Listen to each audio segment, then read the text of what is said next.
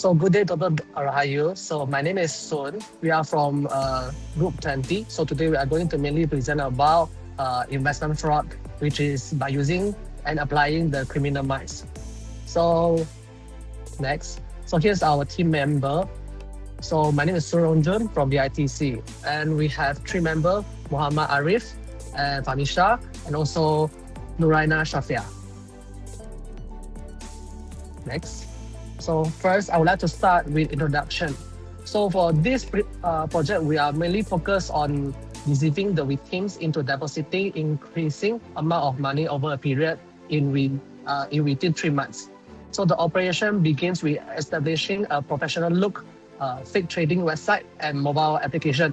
So this platform is mainly advertising as an AI-powered investment bot, which capable of generating high profits with minimal risk.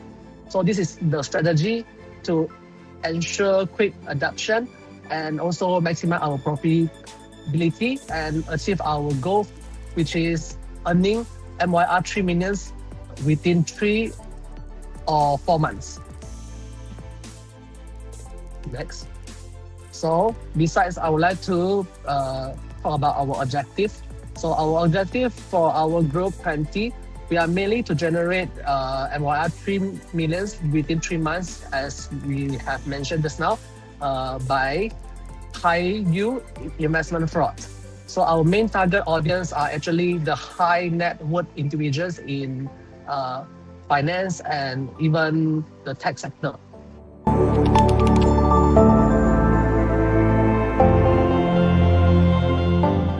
So next, I will pass it to my member to mainly present about the phase planning. So I will present our phase planning. So we will start with phase 1. Phase 1, where entire operation begins. Our main goal here was to create a strong illusion of legitimacy so that the victim will not suspect anything. The first thing we did was build a fake AI trading platform, a website and a mobile app. Everything from the graph, the live chat and the profit indicators, and even the dashboard layout was cloned from real trading platforms. Next, we handled the legal disguise. We registered a shell company in tax haven, such as the example the Cayman Island. This allowed criminals to hide the real identity of the operators because these countries do not cooperate with foreign law enforcement. The company looks legal, but in reality, it's only a cover. We also use bulletproof hosting, multiple VPN layers, and Cloudflare protection to hide our server location. So overall, phase 1 is about one goal, which is create a perfect mask so criminals look like a real investment company. And then we move on to phase 2, which is we begin with the OSINT profiling using LinkedIn, Instagram, Tinder, and Bumble. Criminals gather information such as victim income level, job position, lifestyle, and emotional vulnerabilities. This helps identify who has money and who is easy to influence. We start with the grooming phase. This is where criminals talk to victims every day, building friendships, emotional bonds, and trust. We don't ask for money immediately. Instead, we spend weeks convincing them that we are the real investors or financial advisors.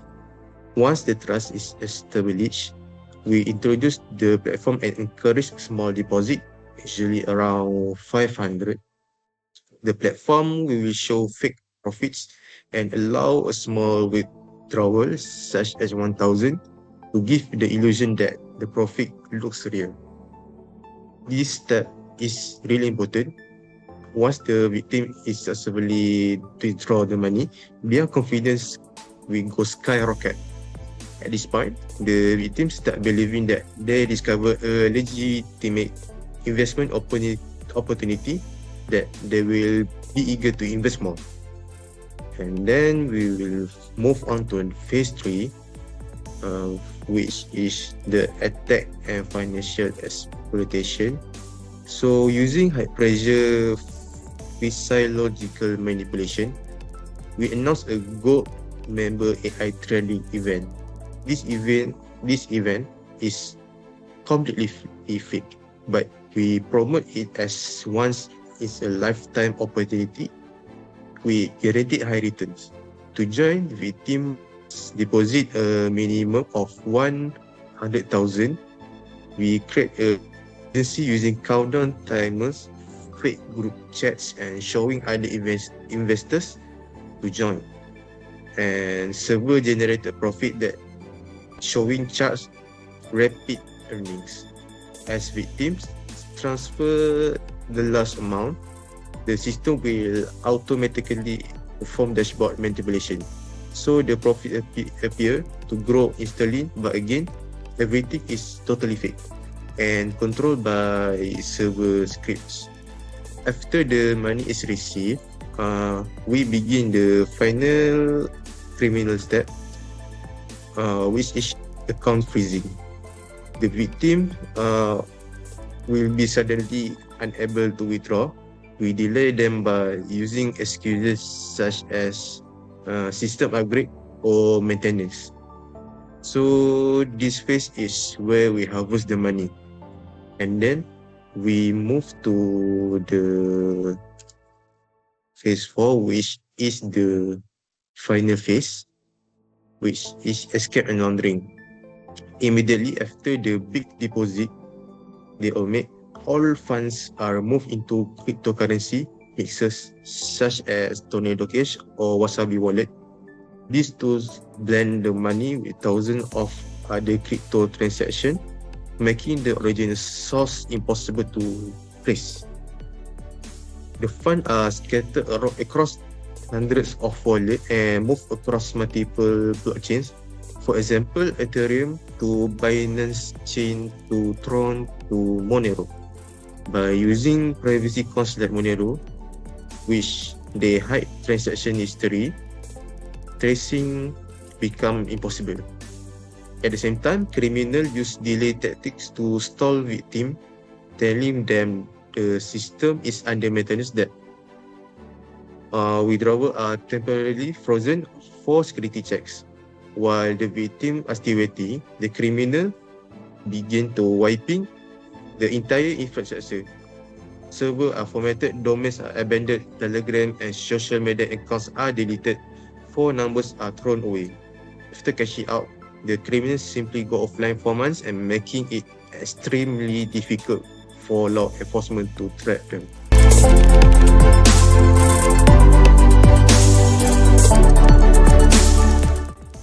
So we will move on to avoidance technique that will be presented by another member. Okay, for avoidance technique for phase 1. In phase 1, the scammers focus on setting up their infrastructure. They register their domain using privacy protected service, so their information stay hidden. The website was hosted on bulletproof hosting providers that ignore takedown requests. And the company was registered in a jurisdiction that does not respond to foreign subpoena. All of this was done to avoid being traced. In phase 2, they move on to approaching victims. They use fake profiles with stolen photos, basically catfishing to earn trust. All communication happen only through Telegram or WeChat, with self-destruct message enabled to erase evidence. They never call the victim directly. Instead, they rely on text message and voice note to stay anonymous. For next, we go to phase 3. The phase 3 was all about manipulation. They use excuse like KYC upgrade or system maintenance to delay any suspicion.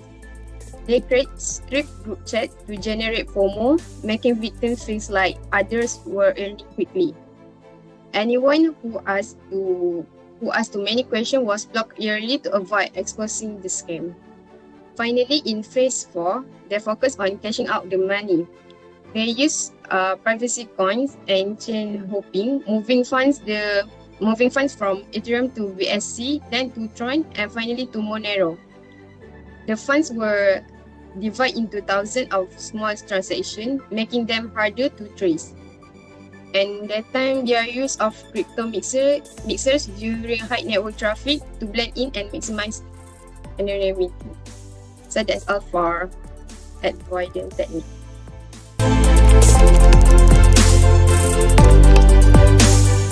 Okay, now I will explain how the criminals hide their trace throughout all 4 phases of the operation. So during phase 1, the criminals made sure there was no link between themselves and the fake company. They did this by no real names or real address in domain or company registration, using fake business certificate and fraud KYC documents so the platform looked legitimate on paper. Placing all their servers behind Cloudflare protection combined with multiple layers of VPNs. This meant that even if someone tried to trace the website, the real location and identity of the criminal were completely hidden. So during the phase 2 is the hiding strategy focused on avoiding communication trails. So the scammer will delete the chat history every day, or they use auto delete timers so no message could be recovered. They regularly change their fake identities, sometimes every few weeks, to avoid patterns or suspicion. Most importantly, they never reuse the same phone number, SIM card, or online account twice. By doing this, investigators would have no continuous communication trail to follow. During phase 3, the hiding trace become more about the money flow. All deposits from victim were immediately transferred into a mall bank account or crypto wallets, making the money very hard to trace.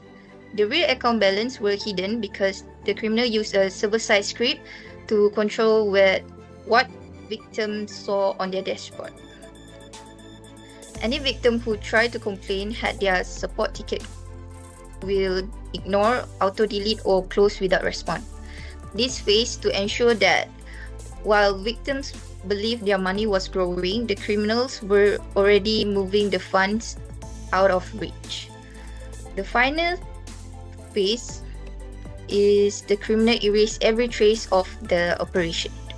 They perform a complete wipe of the infrastructure, servers were formatted, domains were abandoned immediately. All social media accounts, messaging accounts, and phone numbers were permanently destroyed. After cashing out, the criminals disappear offline for months, making it nearly impossible for authorities to track them.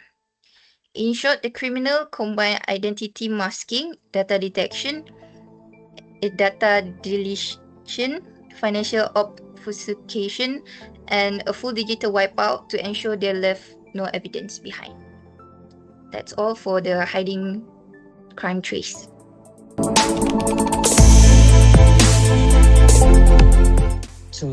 Of the presentation to me. So that's the last part of our presentation, which is the conclusion.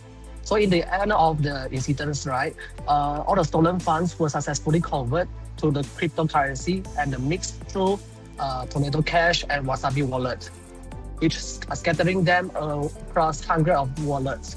So no traceable trails left, and the funds are now unrecoverable, and the fund will be securing the criminal profits forever. And then at the end of the incidents, it will reach the exactly 3 million target within 3 months. So before I end this presentation, so I would like to show up for the poster, and we have it. So these are the main poster we would like to present, and all the context and the content we have already mentioned in the presentation just now. So this is how the poster look like. So I think that's all for our Group 20 presentation. Thank you, Dr. Rahayu.